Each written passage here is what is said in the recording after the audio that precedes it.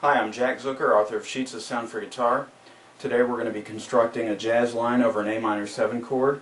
The first part of this is just getting familiar with the sound of the A minor 7 chord, and I'm going to be using a Dorian kind of flavor over it. Here's what that sounds like.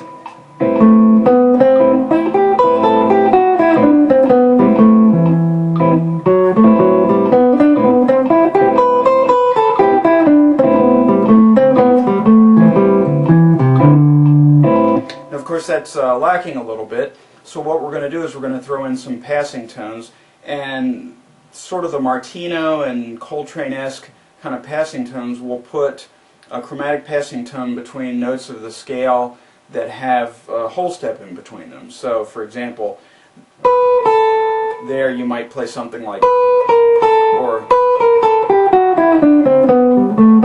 so let's hear what that sounds like.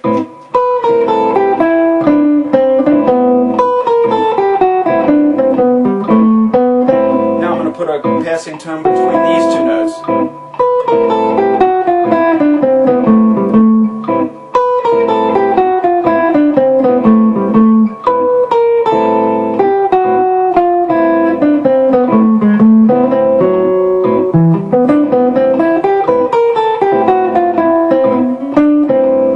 Now there you heard me put another passing tone in. I went, and really what I was doing, I was putting the chromatic passing tone between these two notes.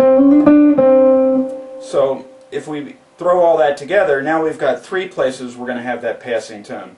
Now you'll notice I may also start to throw in a G sharp, which is outlining temporarily an E7 chord over that A minor, because E7 gives you a 5-to-1 movement, and that's also part of the Coltrane and the Martino flavor.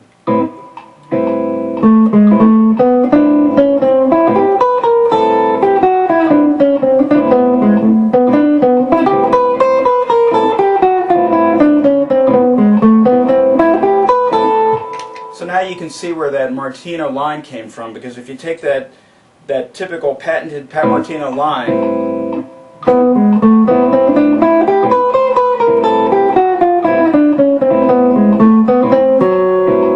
it's all built using that formula.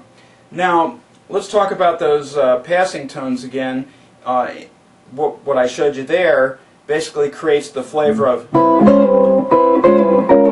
just a chromatic movement up and down. We can also put passing tones in to indicate chord movement of a 5-to-1, or even a substitution for the 5. Instead of E7 to A minor, we can substitute that B flat 7 to A minor.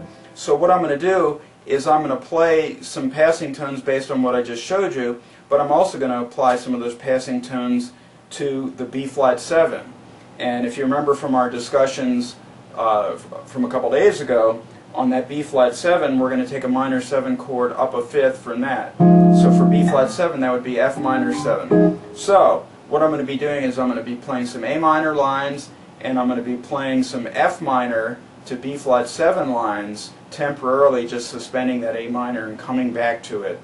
And I'm going to throw those same chromatic tones against that chord that I did over the A minor. So let's hear what that sounds like. Remember, the backing track is just playing A minor 7 and knows nothing of the B flat 7 or E7 or F minor 7.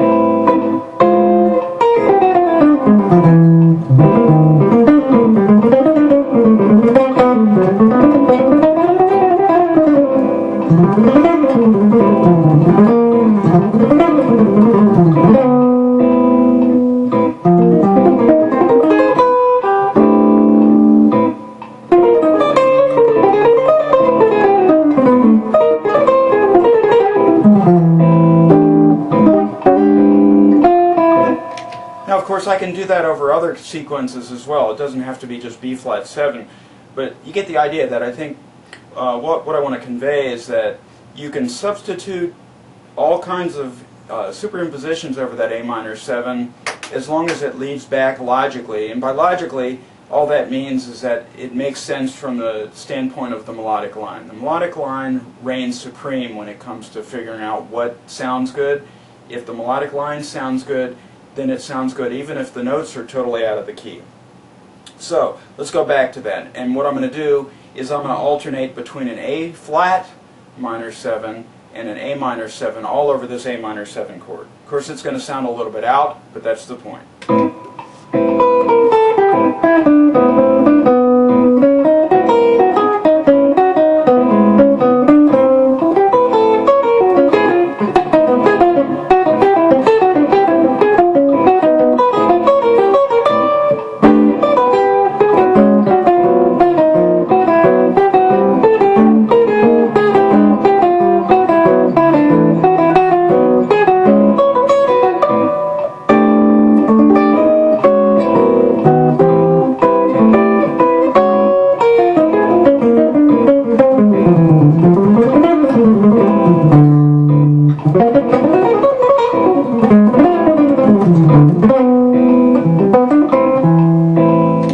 What I did at the end there is I came down with the A flat minor 7, and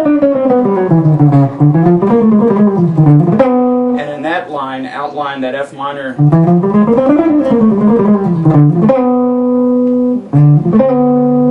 and that it's worth learning itself. Just a D minor 7.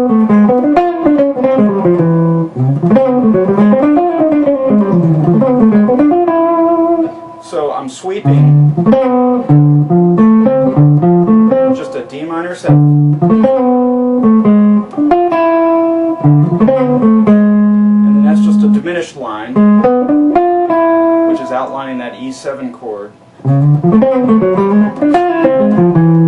And then I came back down with the augmented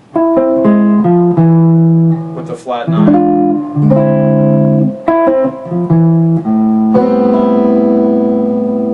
Now let's get back to the original theme, which is just those chromatic notes, and let's hear what that sounds like as we vamp on our way out.